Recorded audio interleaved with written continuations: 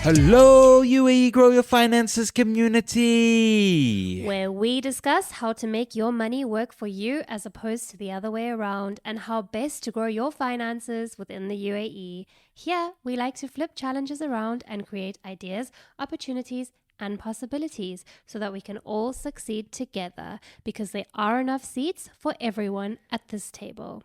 Today we have yet another very exciting guest who I feel honored actually to have here with us today, taking the time out to come and talk to us. When we were doing this interview, I actually felt like I was in the presence of somebody very special. It was almost like having Elon Musk sitting with me. That's how I felt. I felt this genius energy.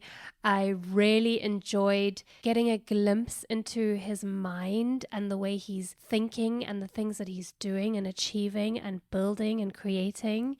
It was super inspiring to me. Absolutely. I mean, I really enjoyed this episode, and I'm pretty sure you're going to as well, because this guy, what he has created is just amazing. And it's really helping out so many people in this world, especially from countries that are underprivileged, or we should say a third world country.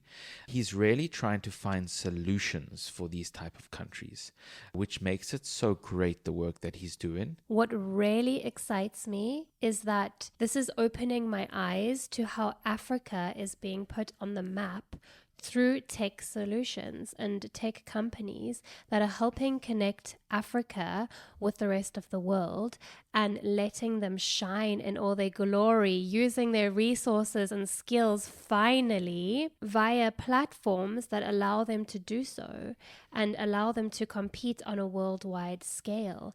And this is putting Africa on the map as a continent to watch. And I am so excited to see that because we have seen firsthand the talent and resources that Africa has to offer the world, and it's just never been given that opportunity. And it's through the technology that's available to us nowadays that they're able to do that, and that is just incredible. You know what's really cool, Kim, is the fact that last week we had someone really influential, and they had such a big interest in terms of their company in Africa. This week we have someone very influential, and he also has such a big influence in Africa. And being South Africans, you don't really understand because, for example, myself, and I'm sure you can answer for yourself, we've been here 8 to 9 years in the UAE. We did not know that Africa is literally one of the fastest growing continents in the world. And that makes us a bit scared because in Africa you have a lot of corruption, but you do have that everywhere else in the world. But now what is going to happen when we are front and center? Because it's still creeping up. It's still, I think, in the shadows of these big, huge unions around the world.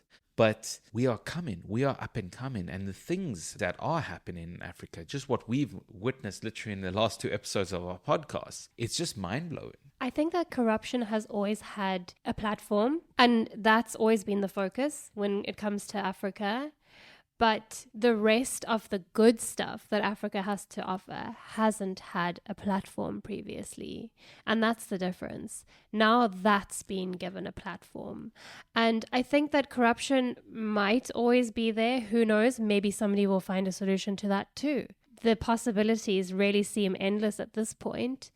But even so, the fact that so much good is now coming out of the continent where there always was some bad, there's so much good to come and balance it out now. And like Erin was saying in our last episode last week, most people in the world are good. So the amount of people doing good far outweighs the corrupt. And I really think that that's going to take over. Now that they've been given a platform, now that they've been given a chance, and now that things are truly rapidly growing in Africa for the better, I think that's going to take the lead now, and that's going to take over. And the corrupt are just going to kind of be in the background because they're going to get stronger and stronger. And there's going to be so many people working towards good and working towards connectivity to the rest of the world and making changes for the better.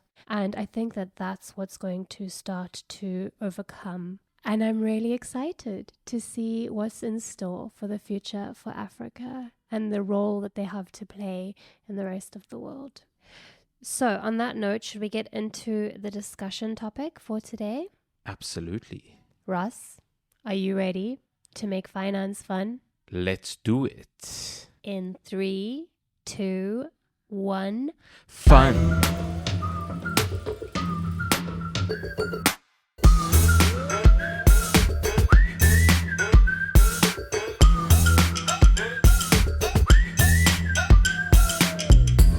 The discussion topic for today is finding your passion and capitalizing off of it. Ooh, it's a good one. What does that really mean? Firstly, how does one find their passion? And should we be capitalizing off of our passion? Is that where we will be most successful, when we are capitalizing off of our passion? I would love to answer this one first. Okay, I'm going to let you go first then. I am in the hospitality industry and I absolutely love hospitality in a way that I love people and I love dealing with people. But I will have to say, I love cooking as well. Yes, you do. And you're a very good cook. But my first year when I was studying hospitality management, I had to be in the kitchen for a good 8 to 9 months. And cooking for yourself and cooking for your family is completely different than cooking for hundreds or thousands of people. Yeah. So it does, in some careers, really destroy your passion in that way. But I will have to say the thing that I do every single day of my life in terms of hospitality, I absolutely love and I wouldn't do anything else. But I also have a passion of finance. And business. And that is what I'm getting into on the side. So my question is, do you think that you would be happier and more successful if you were just pursuing like your hobby in inverted commas, your passion of business and finance? It's a tough one because, I want to say yes right now, but I'm spending more time in a full-time job in hospitality. So I don't know if I step away from that and I spend my full-time job in finance and business, if that would bring me as much happiness. I think the balance between what I'm doing in terms of my full-time job and my passion coming together is bringing me a lot of joy and happiness. So what I'm hearing is that the pressure of it being your sole income and your sole provider is what might bring the negative aspect into you just pursuing your passion purely because it's what you enjoy doing. I think you hit the nail on the head because at the end of the day, right, you need to have a balanced lifestyle. And if I'm only thinking about my full-time job 24/7, which I probably was in the hotel industry, I would have to say that it does take over your life and it does make you a little bit miserable sometimes. But coming back to your question, I would have to say that balanced lifestyle. And when I say balanced lifestyle, it actually plays a role in all parts of life. For example, when you are investing, bringing it back to investing now, you need to have a balanced portfolio. You can't have all your eggs in one basket. And this, I think, is the same when it comes to your passion. That's actually a very interesting way of looking at it. I'm going to throw in another factor here and another perspective here and say that there are some people who thrive off of that pressure. And I think that those are the Elon Musks of the world who are building unicorns. My new term that I've learned recently. I'm learning so much. I think that those are the people who go out and they build unicorns, are the people who thrive off of pressure and challenge. But that's not to say that somebody who doesn't thrive off of pressure and extreme circumstances isn't going to be successful. That's not to say that. And it's also all about how you define success. Correct. Because That's what I some was gonna say. people will say, I'll be successful when I'm a multi-billionaire. And others will say, I'll be successful when I'm comfortable and I'm able to live as I wish, live my days as I wish, have family time and do my hobbies and just enjoy. So it's all about how you define success, I think. But I do think that those people out there building the unicorns, they thrive off of that pressure, and it's almost like they're in survival mode. It's a survival energy that's kicking in. Whatever their background or makeup may be, that's a factor. I can say certainly for myself, I am not that type of person. I used to be an extremely hard worker, and I got really sick actually. And I used to just give until I learned how to give to myself. And after doing the healing work, I've personally found peace in rest. So I value rest. That's not to say it's the right way. Some people thrive off of go. And that's what makes them happy. That's what lights them up. That's their spark. And there's a role for everyone in this world. So, a role for everyone in this world. How do we figure out what our role is? And I heard someone say once that whatever it was that made you happiest when you were a young child, where the time just passed by and you were in your own little element, in your own world, that's what you should be doing. I don't know if that's true. I haven't quite even discovered that for myself yet. But I do know that as a child, I used to love, firstly, making stories. So I used to love playing with dolls and creating their lives and creating stories. And I also used to love designing and making things. So making clothes from scratch. I used to build houses out of paper, like A4 paper from my mom's office. I used to take the paper and build houses from it. And I'm still obsessed with design and creating things. That's still actually what makes me extremely happy, along with self-expression. And I did love performing as a child, my whole childhood. So I would say that there is some truth to that. And I went into film. I have a bachelor's degree in motion picture medium. And I did get into the film industry. But just like you said, my passion was killed when I got into the industry, because it's just a cutthroat, toxic industry, at least where I was involved in it. Just a lot of backstabbing, and it's just really brutal, and not for a sensitive soul like me. I'd rather be creating on my own in a low pressure environment. That's where I thrive.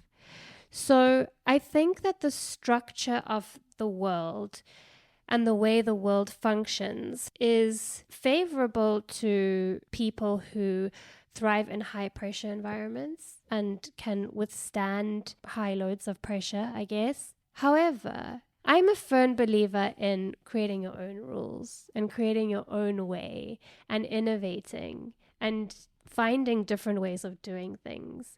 And I think that our episode today is very much reflective on that, where with new advancements in tech and AI and all of that, people are finding different ways of doing things and creating different systems for the way in which the world functions. And it's actually a better way than what they've been building for the past few centuries, I guess. So that's really exciting to me too. So on that note, let's get into this juicy episode with Kevin, the founder and CEO of HubPay. He is changing the world for the better. He is using innovative strategies in order to improve connectivity and efficiency and everything to do with payments. And the great news is that you, the general public, everybody can benefit, especially if you're in the UAE. So let's find out how, shall we? Are you ready to make finance fun? Absolutely. In 3, 2, 1. Fun.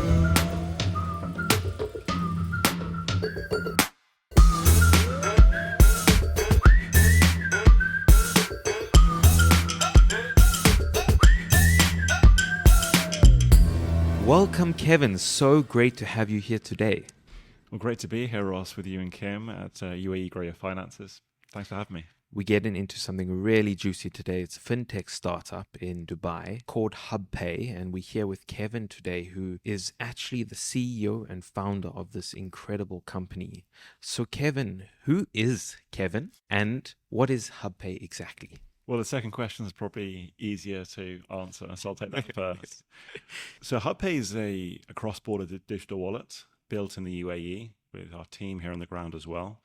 And we very simply focus on doing retail and corporate cross-border payments as fast and as cost-effective as possible. Amazing. So, how did HubPay start about? I love a good, juicy story, and so does Kim. We love to watch on YouTube as many stories as possible, and especially when they're really juicy. And I know startup businesses have their ups and downs. So, could you share with us how HubPay came about, and if you had any really, really difficult times? Yeah, I'll take the first question on the kind of start of it. Yeah, so my background had been in banking. I'd spent my kind of 20s working in banking in London. And whilst I was there, I'd done quite a bit of work in microfinance, predominantly the pro bono side. I was interested in microfinance and its impact in development and how it addressed the UN Sustainable Development Goals. And so I was really keen to kind of shift industry and move more into the investment space, but on the impact investment side.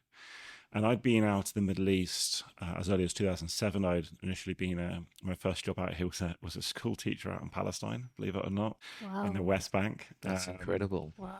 And then I'd gone back for the Palestinian Investment Conference in 2010. And so I was very interested in working, ideally trying to find a job in an impact fund, driving a social impact agenda in one of the markets across the Middle East or Africa. And so I moved to Dubai 2016 to really look for those jobs, the Gates Foundation, etc. And whilst impact investment is a buzzword, and it's certainly a buzzword with the upcoming COP conference that we're having here in Dubai in a few weeks' time, there's still very few investment companies doing it, right? You normally have either an NGO sector or you have the kind of for-profit corporate sector.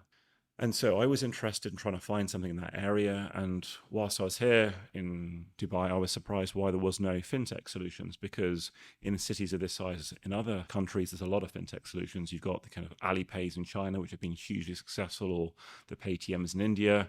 In sub-Saharan Africa, everything from kind of Flutterwave in West Africa to M-Pesa in East.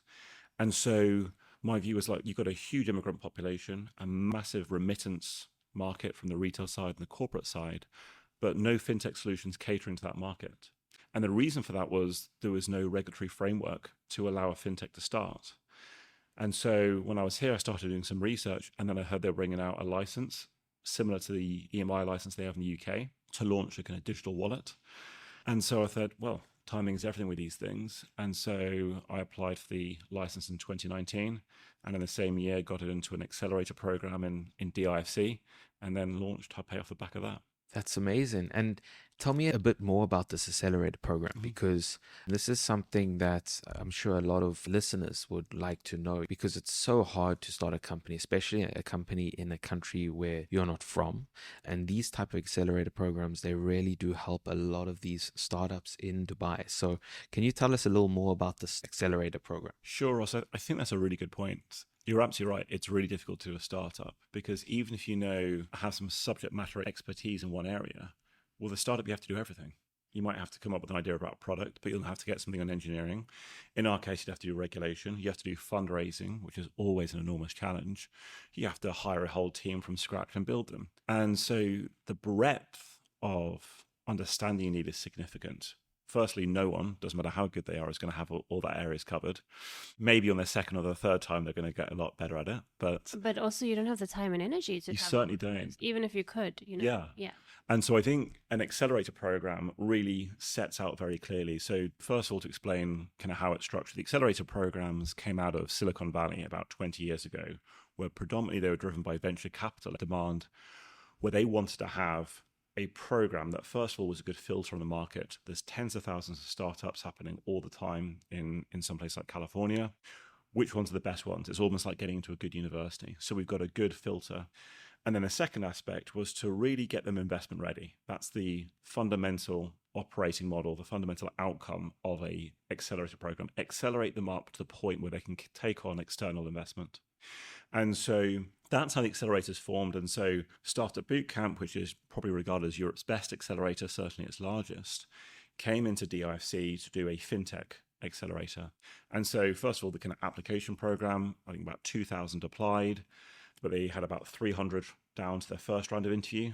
And then they had 4 rounds, and the last 2 rounds were pitch competitions. And the last round was a 3-day assessment center here in Dubai. And so they whittle it all down to 10, and then 10 of you get in. Oh, wow. Their application filter is tougher than Harvard to get into. Oh, Wow. I think there's a lot of people who had an idea that's probably wasn't quite ready as opposed to having the grades for Harvard. But it is quite an attritional kind of program, because a lot of people have ideas, and what they're trying to really filter out is, yes, somebody has got a good idea, but somebody can execute is the key difference. And so got into the Startup Bootcamp, a 3.5 month program based in Dubai. And they basically just go through all those constituent parts of how you make sure the business is going to work. Fundamentally, okay, cool. Have you got a go-to-market plan? What's the product? How are you going to build your team? What's your engineering stack? And then do lots of pitching. And then it finishes with a demo day where you pitch to investors. And so the benefit, I'd say, to any startup is, one, it's a 3-month like mini MBA. That's what it felt like. Enormously enjoyable. It was great to come in with 9 other very good fintechs. I know 5 of them right now are doing very well. One of the fintechs, this was his 3rd time doing it. He was already made his money. And he still went through the accelerator program because he thought it was valuable. And so you learn a huge amount out of it. It provides a great structure and foundation. The other aspect, it's a stamp of approval. So when you go into an investor conversation, it's like, yeah, we're Startup Bootcamp alumni, 2019, DIFC. And you'll see that quite a lot. You'll see that on LinkedIn. The other big 2 ones are Techstars in the United States, or generally what's considered the best is probably Y Combinator. And so you'll see a lot of founders with YC with a year next to it, as in they were a graduate of that year. So that's something to look for if you're an investor. I think it really is, Kim. Yeah, I think if you're an investor, investing at seed or pre-Series A is a very high risk endeavor. Yeah, you're going to have a huge failure rate. Yeah. And so I think absolutely. And one of the biggest failure rates with a startup, I think, from an investor point of view, is not that they don't have a good idea or even their execution is poor, if they didn't get enough money. Mm-hmm. The reality in life is you can make money pretty much doing anything. You need economies of scale and you need execution. The challenge for any startup is getting that escape velocity. Yes, in the last few years, we've seen startups where, do you know what, they do not have a viable business model. I think the most obvious being one would be WeWork recently. But there is a lot of businesses where they can make money, but they need to get that breakout kind of velocity.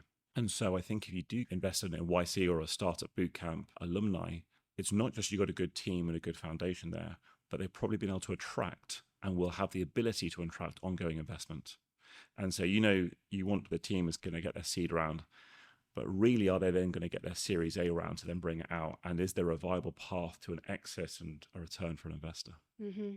Yeah. And I mean, raising that money is so stressful. We just had a guest last week, Aaron, who is currently in the blockchain business, and he's also in a startup. But it's great that he is now backed by almost like a boot camp, but through the government. And he's based now in Abu Dhabi, and they're doing really well. But he is stressed literally every second of the day because they're at the stage where they are raising money now.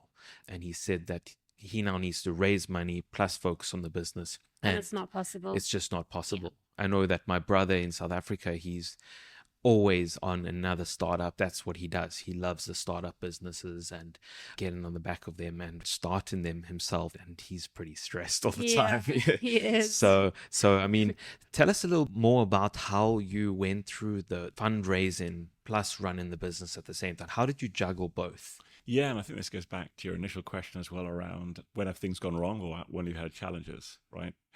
I don't think you're going to have any founder ever say, yeah, it was easy. It was a walk in the park. There's always been a real grind. And I think Elon Musk said it best when he said running a startup is like eating glass every day and staring into the abyss. And this is from somebody who is ferociously successful across a number of businesses and is consistently, depending on the share prices on a given day, the richest guy on the planet. But even as recently as 2017, he was exploring a distressed sale of Tesla to Apple. And the current CEO, Tim Cook, wouldn't answer his calls in it. But that's how tight up against it he was, because there's a very good example of a startup business needing a huge amount of upfront investment. The building cars, the capital expenditure required to build plants and supply chains, everything is just enormous, right? But he managed to find a way through it. And so going to your point around, so one of the biggest stresses, yeah, absolutely. It's not just the initial fundraising. It is trying to get the business going whilst getting the fundraising piece, but also then subsequently in the following fundraising rounds that you have hit the KPIs, the milestones the investors want, and they can shift. And I can bring on to an example in that in a moment. But to answer your initial question, the fundraising, my kind of view was very simple.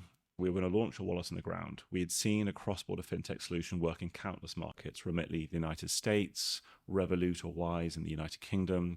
So we knew there's a solid kind of pattern matching here for an investor, which reduces their risk.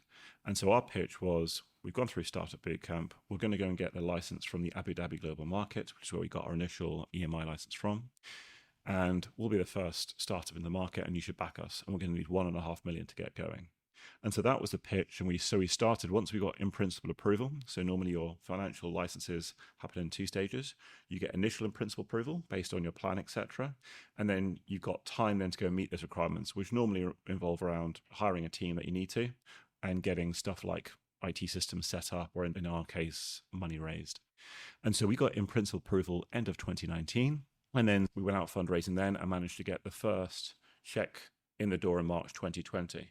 But if you remember March 2020, something else happened at that time then as well. Yes. So we had $1.5 million committed. Wow. We had the first $250,000 check written, and the subsequent checks were going to come in the following week. And then COVID hit, and I spoke to another fund, and he said, 48 hours, that's what you lost this by. We were going to write the check, and we would have wired the funds. We just met the investment committee. It's a hard stop on all investment. No cash leaves the door. We have to review how bad this is and what world we are now in. And so the round collapsed. I phoned up our lead investor who'd written the first check and said, right, you're the only one that's in. But if you leave this money with us, this $250,000, I will make sure it lasts until September. I will get the MVP ready to launch in market, and I will raise the remaining $1.5 million. And so then that was tough, but September we came back with 1.75 million raised and the license ready to go, and we launched a beta in the market in September 2020. Oh my Wow. gosh, I literally got shivers and almost got tears in my eyes. Like, how did you do that? That is a miracle, incredible. honestly. Yeah, I mean, I think I think the big factor was having a lead investor. Our lead investor is Signal Peak Ventures, and they were from all the way across the world in Salt Lake City. And I think this is another important question or point to kind of raise for startups and to be cognizant of in this market, that there are VC funds here, but they are disproportionately few for the size and the wealth of this market. And so the tech scene here is flourishing, but it's still nascent. And yes, you've had 1 or 2 big tech wins, like the likes of Cream and others and Souk.com, but it's still quite a shallow market. And the VC space is really, really quite small, which is why I think, Ross, the government accelerators you mentioned, and there's been some really good ones out of Abu Dhabi and out of Dubai as well, are so important. But I think when we went to the regulator and we got a final approval, they said, how's it going? And, we said, yeah, well, we're the first startup to bring Signal Peak into the region with their first investment. They've now made 3 subsequent investments off the back of that. They then end up leading our Series A. But that was, I think, a significant kind of feather in our cap when we spoke to other investors in the round. It's like, this is a US venture capital led round, and US VCs are still seen as the leader globally in the market. It's the deepest market. It's the most sophisticated. It's created the most successful number of exits via trade sale or IPO. So that, I think, was a critical thing. So I'd say to any kind of startup, go through an accelerator and make sure your investor is as reputable as you can, because that will drive the rest of the fundraising round. Unbelievable. Yeah, it's really a cool story, and it's a shout out to HubPay, how you guys just hold cool through this terrible time. Yeah, determination to another level. I mean, we were stuck out in South Africa for 3 months. So we got there in March 2020, ready for our wedding. That didn't take place, and everything closed, doors back to the UAE closed. So we were stuck there for 3-4 months. Yeah, that's actually the story of how UAE Grow Your Finances was born, obviously on a much smaller scale, but it was born from COVID and being stuck out of the country and having to make a plan. And then Yeah. he grew a passion for finance and business. And that's how, so actually you can flip hard times into opportunities. And sometimes determination is born out of hardship. So, that's what I'm hearing also from your story. Absolutely. So let's get back into HubPay. Sure. So what exactly is HubPay when you talk about what you offer in terms of your business portal? So we split the business in two sides. We have the retail solution, which can be downloaded by the App Store or the Play Store, and offers any retail user where you're sending money to South Africa or to the Philippines a low-cost, rapid solution via the app to do so. That's gone fairly well. We've got over 100,000 active users on that now in the UAE, and we're going to carry on growing that out. And then on the corporate side, we launched a web-based solution because normally businesses would want to use a website as opposed to an app. And the corporate solution was based initially on small and medium enterprises. We can open up a web portal very quickly. We can onboard you as a business. And then very simply, you're sending money out to pay for imports, or you've sold products externally and you're looking to import money back into the UAE. We can do both. Now, banks can do it, but a bank account here takes normally about 3 months to open up. We can do it as quickly as 3 hours. Oh, wow. Okay. And then our rates are the best in the market. And our portal, we think, is the best, and it's getting better every day. So right now, we were onboarding businesses these last few weeks, and we meet the business and we onboard them, collect all their kind of documents, their MOAs, their incorporation documents, etc. And in the next kind of couple of weeks, we'll be digitalizing that entire process. Now, most banks can't do that at all. It's all a physical offline process. It's slow, it's cumbersome, and that's why it takes time. And I used to work at banks, so I understand it. It's built on a very large legacy systems and processes, and that's why it's bureaucratic. And so we can do that pretty efficiently.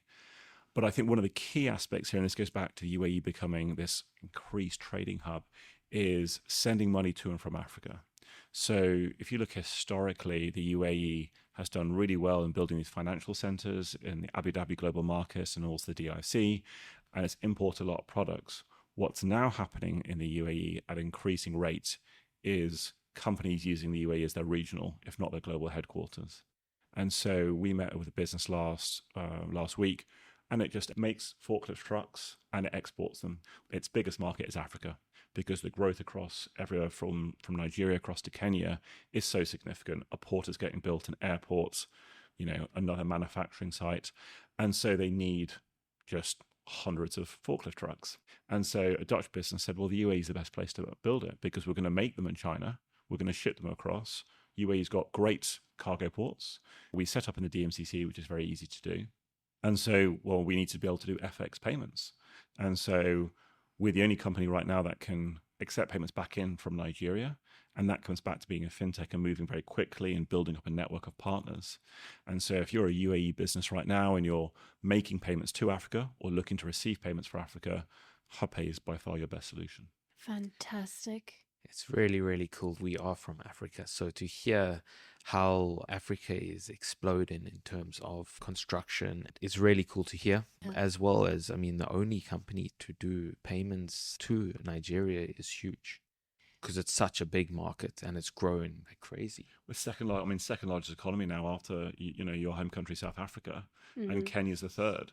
And, Nigeria's population, I think the 6th most populated country in the world, circa 200 million people, and one of the fastest population growth rates. Yeah. And so what was really interesting is because the corporate portal only launched the last year. And so initially we were doing quite vanilla stuff. It's, okay, somebody's importing fruit and veg from Europe, or somebody's importing car parts from Japan because we've got so many Japanese cars here. Great, they're selling dirham and they need to buy euro or buy Japanese yen. We could do that. The banks can do that. We can just do it a bit faster and at a better price. But now we're having a situation where we're meeting all these agro-commodity businesses that are selling rice from Pakistan into Nigeria or looking to sell cashew nuts in Togo or Benin and bring them up. And that's such an interesting industry to learn about. And HubPay is bringing us into this, that UAE is now becoming a critical link in the global food supply chain because of these major ports it has down there. And even tomorrow morning, I'm off to go and visit the roasteries in the DMCC, where they have these huge coffee roasteries now where they're shipping green coffee beans from Kenya, from Ethiopia, up to the UAE, roasting them here in the UAE, and then exporting them around the rest of the world, increase into Europe. And so it's just one of the interesting things about HubPay is it gives you a great lens into all these industries.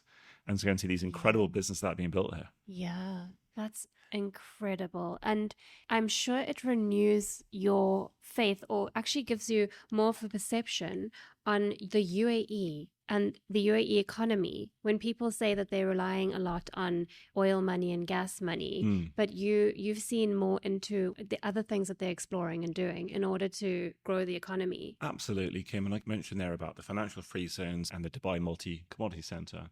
But another one exactly to your point is we went up to Sharjah Free Zone a few weeks ago and we met a business there. And this business was started 30 years ago, where this Lebanese chap who had grown up in Michigan saw that a lot of people were throwing away their secondhand shoes. And so he started buying those secondhand shoes, cleaning them up and looking to sell them. And we went and saw his factory, and his main distribution hub and where they process everything is now Sharjah. 10,000 square meters of factory. Wow. It moves over 2 40-foot container loads per day. And it is the largest second-hand selling shoe company on the planet. It imports all of the second-hand shoes from Europe and the United States, and it cleans them up, categorizes them, and then ships them to all corners of the world, but a lot go to sub-Saharan Africa.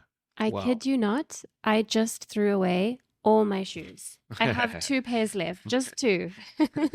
Remember, I went to South Africa and I bought a pair there because I literally had no shoes. And if we had just known about this company, we could have sold off my secondhand shoes. But that's incredible. That's really an incredible story. And there's a lot of wastage in the UAE.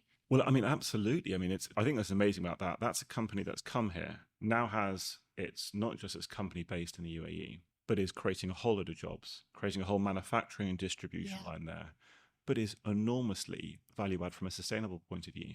Exactly. So we're hosting our own kind of talk at the COP conference on December 8th, and it's on global supply chains. And so we're speaking to a number of people about that, but global supply chains are a key aspect in the aspect around sustainability around CO2 and greenhouse gas emissions, because everything has a cost of a kind of global gas emission, right? The production of a pair of shoes, let alone the wastage of leather or other materials, and then the use of landfill to fill it up. So this approach around how this business in the UAE has been built up here, has created jobs here, but is fundamentally creating such a positive story and impact and sustainability across a whole number of categories is huge. Yeah. I've never actually seen so much talk about sustainability than the UAE. You don't hear it because anywhere there's else in the wealth, world. and so there's a lot of wastage, and they are very focused on finding solutions. And it's unbelievable. Such a small country, so focused on doing good in the world. So it's a right place to be, 100%. If those are your core values and ethics, which you say resonates with you too. So. Well, I think HubPay, absolutely. We started this as our biggest focus is on financial inclusion. That's what we wanted to drive because we thought financial inclusion is the kind of fulcrum, really, for the rest of the Sustainable Development Goals. It affects everything, economic empowerment, lack of wastage, etc. And so we're looking to do that. And so we've started in the UAE. We're now licensed and regulated in Pakistan as well, but we're yet to launch there. We hope to do so probably in Q1 of next year, and then we'll look to expand across the region. But finance and fintech takes you into so many of these kind of markets, and if you can provide valuable fintech solutions, well, look at the impact you can have on sustainable development goals. Just one other example I think would link to that, as we talked about there about the distribution of agri-commodities. Well, right now we're in a structurally high inflation environment and the costs of everything have increased. The costs of food have dramatically increased above everything else because the 2 drivers in food are fertilizer and fuel. Well, fuel, we all know why that's gone up so significantly. Fertilizer is another chemical component, and these things have a kind of cyclical kind of feedback where it kind of drives it up. And so the head of Lavazza Coffee from Italy was saying their cost of buying the Arabica bean went up 130% in 18 months. Oh my goodness. Now, at the end of the day, that's a crop like anything else. It could be maize, it could be rice, etc. But they've all shot up in price. And so very simply, how do you bring down price? Well, you increase supply. And what's critical to supply is effective supply chains in a timely manner. And so we were speaking to the Rice Association of Pakistan, which represents all the rice traders. Pakistan is a massive exporter of rice, which is a staple foodstuff for so many people globally and including the emerging world. And they were trying to find a better way to get the rice exports into countries like Nigeria and get their money back quicker. And if they can't get their money back, it's real simple. They can't pay salaries and they can't plant crops. So those physical supply chains are critically supported by a financial supply chain in terms of being able to get payments back in an effective price without the actual process of the payment costing too much. And so that's why financial inclusion is kind of so key. And so we're really keen. I think we're going to really go deep on working with agro commodities. We've onboarded a lot of businesses just recently in the last few weeks, businesses from Singapore to Pakistan that now have operations here in the UAE. And we're really keen to explore that sector out and explore what further products we could do in that industry.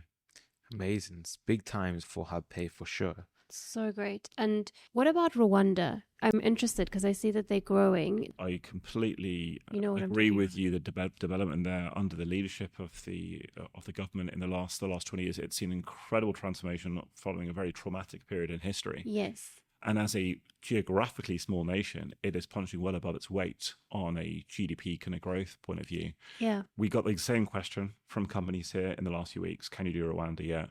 We expect to get Rwanda live, hopefully in the next 6 to 8 weeks, payments in and out. Currently, we do 7 countries. So in East Africa, we do Kenya, Uganda, and Tanzania.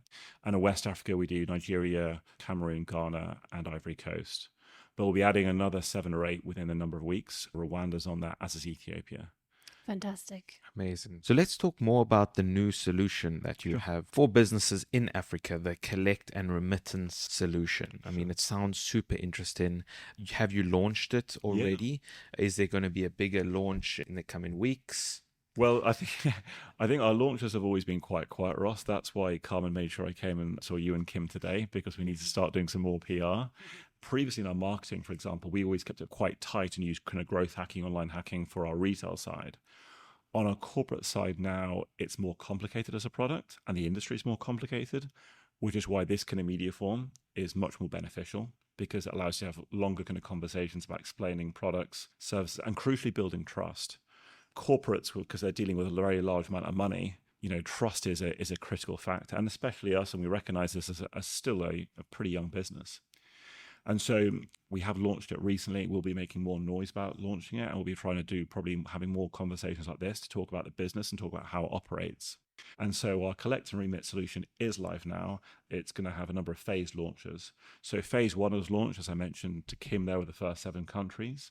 Phase 2 will launch in the next 2 or 3 weeks, where we'll be now completely digitalizing our onboarding process, making it even faster and easier for businesses to complete. And then phase 3 will move back in terms of a larger number of countries. Some of the countries we just discussed there in early Q1. I think what will be very interesting for us is to see, we can go very deep in payments in an enormous market here. It's hundreds of billions of dollars are processed out of the UAE every year. What we're very attuned to is building out deeper relationships with customers and seeing where's the next area we could add value. So as a business right now, we're doing cross-border payments, but would that be valuable if there's some cross-border financing? So to kind of close that gap between the time somebody ships a product and the time they get paid, they might need a trade invoice financing or an invoice and financing kind of receivable kind of solution. And so I think that's what we'll be focused on next. It's by next year, our payment rails will be quite well developed across Africa. And then it's about looking about, well, could we offer financing solutions on top of this? Fantastic. Sounds really, really cool. And obviously very futuristic. And because you guys are probably the only ones in the market doing this, it sounds like you can take the monopoly. That's something that's been going through my mind as you're speaking. It sounds like you're speaking as though there's not much competition in the market. Well, there's very few license operated fintechs here. Yes, you have banks doing this. You have banks doing payments. One of the issues with banks is similar to getting a bank account open. Innovating or launching new products at banks takes a long time because of this IT legacy estate and these systems. One of the decisions we made last year was a lot of fintech businesses will use a third-party platform. They might use a platform called Temenos or something like Mambu, because launching an e-commerce business is not too difficult. Launching a regulated financial technology business is very challenging, because you're looking after people's money. And so it needs to be a very sophisticated kind of system with lots of checks and balances in place, etc. And so we made the decision after our Series A last year to bring this in-house. And that took almost a whole year of development. And that was time away from kind of growing the business because we're building it. And we were re-platforming our entire existing kind of tech stack. One of the benefits about that is our ability to integrate with other providers is key.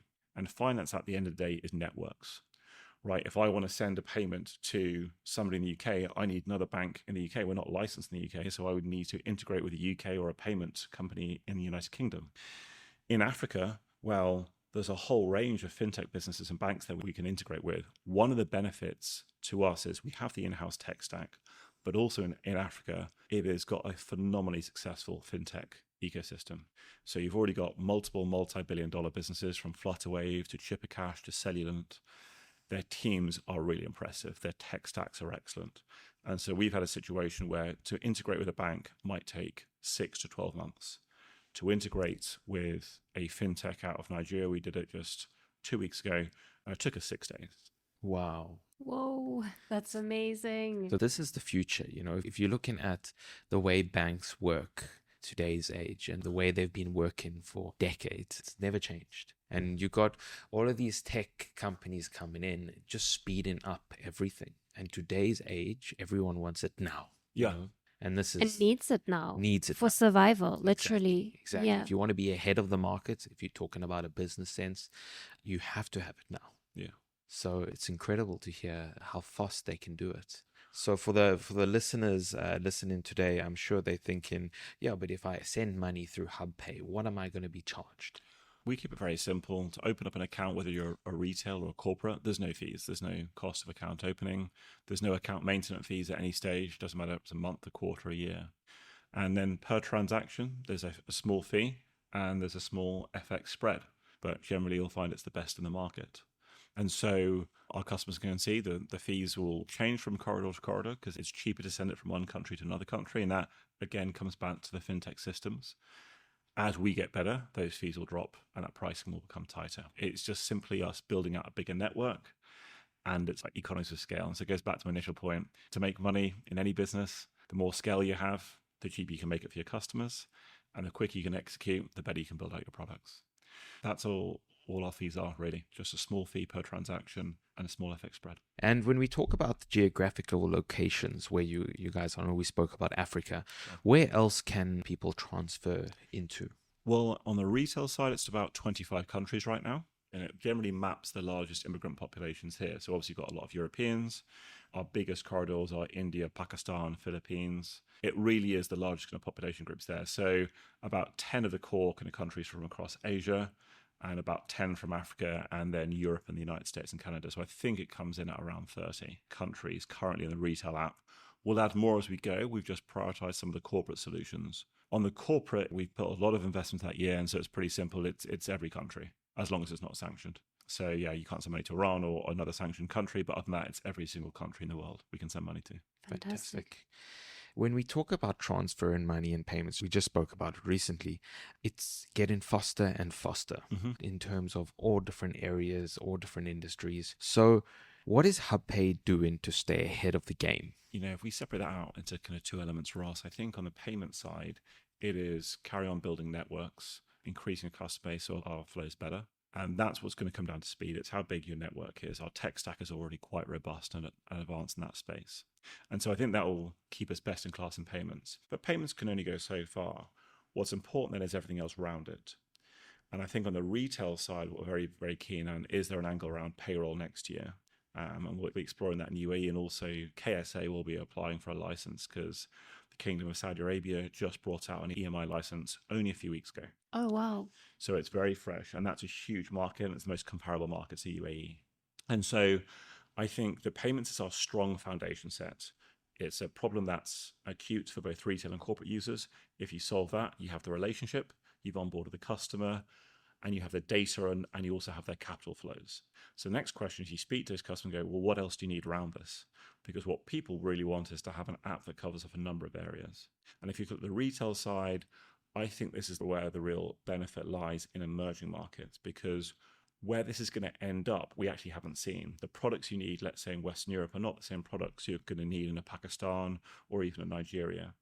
One of my favorite stats, if you look at a country like Nigeria, from 1973 to 2003, they managed to put out 400,000 telephone landlines in the country. And then from 2003 to 2010, they managed to put 40 million people on a smartphone. And so what happens is you have this leapfrog effect. And so when we think of financial services, whether it's South Africa, the UK, you're looking at financial services that were built over centuries. When we now look into new markets, it's like, well, we don't need to build it that way. We can build it in a far more effective way. And so I think what's going to end up happening is you're going to have a solution where you have a payment solution on a retail and corporate side, and then you're going to have a number of other solutions they're going to need. On the retail, I think it's going to be around payroll. On like more advanced financial products, it's going to be around microinsurance or microloans. And we've already seen that again in sub-Saharan Africa very successfully. You want to get a loan for a scooter? Well, Move Finance have done that very well. You want a loan for a solar panel for your house? Look at Sunking, right? In China, you had Alipay, which was explosive and focused on small loans and the ability to do P2P loans as well. On the corporate side, I think that's where it's even more interesting, because the logical one is, well, you provide some financing for the trade flows, right? So that's a trade finance solution. But what else does the corporate need? Does it need working capital solutions? Does it need CapEx financing? Does it need hedging? If it's working on agri-commodities, how you would hedge the price of, let's say, wheat or corn. And so that's the areas I think we're really focused on. It's like, where else can we add value next? And I think going back to the kind of heart of your question, Ross, is how do we stay at the front end of that innovation? I think it comes down to the team. We've got 67 people here employed now across 5 countries. The main hub is in the UAE, and it's getting a diverse team that have real access and a passion about driving product forward and that are consistently communicating with each other about how to do that. So we've got the COP conference here in Dubai starting literally in a few days' time. Everyone's super excited about that. We've got people on our team who used to work in renewable energy and now are product managers, so they've come from diverse backgrounds. We're hosting a panel at COP, and one of the reasons we're hosting this panel is 3 of the people on that have all done fascinating things in supply chains. And so how do we innovate products and how do we stay ahead of the curve? You go have interesting conversations with interesting people, kind of what you do every day, Kim and Ross. So Yeah, it must be such a fascinating thing to be involved in, because you see the world in a different way. You see inside systems and trading routes, and you just see the world in a different way, and you see inside different countries. And I just find it so fascinating. I feel like you've taken me on a bit of a journey when you're explaining things, in my imagination, in my mind. It definitely does open the mind. So you guys have really created something amazing. So Kevin, how can our listeners, our members, everyone in our community, how can they sign up, first of all, and where can they find all of the information? for our retail users, it's the app or the Play Store. It's the HubPay app. It's free to sign up, and it'll take you about 30 seconds. So it's certainly worth trying, and then give the app a go then, see if the pricing and the UX is good enough. And on our corporate solutions, same solution there. There's a button you can click, hit the button and sign up there. The team will be in touch with you the same day. And again, it costs nothing to onboard, so it's definitely worth giving a go. Fantastic. And obviously, we're going to leave the links down below for you guys to sign up. We'll also leave as much details about HubPay as possible and all their social media links. You can also go to our group, UAE Grow Your Finances, on Facebook and search HubPay in the group. And there will be posts that pop up with information in our group. Correct, because we have been following and sharing about HubPay's journey for quite some time now. Yeah. It's been a fantastic podcast today. Thank you so much, Kevin. We really appreciate you to come out. And really enlightening. And I'm not somebody who's usually, I don't have a technical brain. I don't have a financial brain. I'm a creative at heart, purely. But I've actually been so engaged and so fascinated. So thank you very much for speaking so simply for all of us to understand. Well, no, thank you for having me. It's been an absolute pleasure, Kim and Ross, to speak and meet with you both. And thank you for having me on the podcast, Grow Your Finances. Thank you. wow, Kimmy, what an episode. I feel like it was such a treat to be taken into his world and into what they're doing in the different countries and the different corporate activities that are taking place around the world. And speaking to such incredible minds is making me have these illogical thoughts of wanting to start a business, even though I'm like not a business person. Just because when I was a little girl, I used to watch Oprah and I used to think to myself, I want to be a billionaire one day just so that I can give back to the world and make change in the world. And now I know that you actually don't have to be a billionaire in order to do that. You can be an innovator. You can be somebody who starts something with an idea and determination and obviously a stroke of genius, or you hire a genius team and you can make things happen. You can actually make change. Isn't that such amazing news and so inspiring? So I feel inspired today after this episode. And Kevin really made it sound easy, what he's done. Yeah, it's not easy. But speaking to him before and speaking to him after, I realized that he is just an amazing person, an amazing entrepreneur. He's a great mind. He truly is. He is. And I think what his mission is all about, he is one of the only people that can probably succeed in this mission. Yeah, I think that he's pretty much a vessel because all of his life experience up until now has placed him in this very position to do this very work for the world. And that's something very special. I feel privileged to have spoken to him and to have been able to pick at his brain, really. And he's shared his time, his mind, and some insights into what he's doing with us, which is fantastic. And he was actually recently at COP28. So let us know if you managed to run into Kevin, because I'm sure a lot of you listening were at the amazing COP28 in the UAE. And I would like to end off with saying thank you so much to HubPay for sponsoring this episode. And I'd also like to say, guys, if you want to get in touch with the HubPay team, shoot us a message any way you can, from the group to the podcast to YouTube to whatever media source you found us. Shoot us a message. We'll get in touch and we'll put you in touch with the right people. They're incredible and they're always happy to help our group members in any way they can. So please do us a favor.